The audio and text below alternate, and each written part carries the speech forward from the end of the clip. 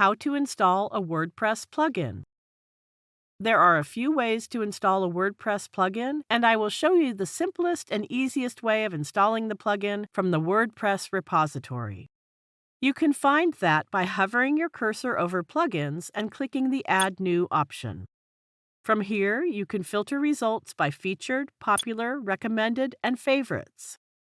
Using this search bar, you can search for any plugin you want.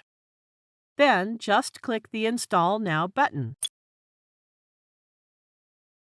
Once installed, it will change to a blue Activate button, and when you click it, the plugin will now start working on your website. This plugin requires a setup that one can do from here step by following the instructions. I skip this part for later. The plugin has started working on the website. Also, it was added as a new item in the dashboard menu. If your plugin also requires setup, by clicking on it, you can start configuring the plugin and finish the required setup whenever you want. I hope you find this tutorial helpful. Thank you for watching.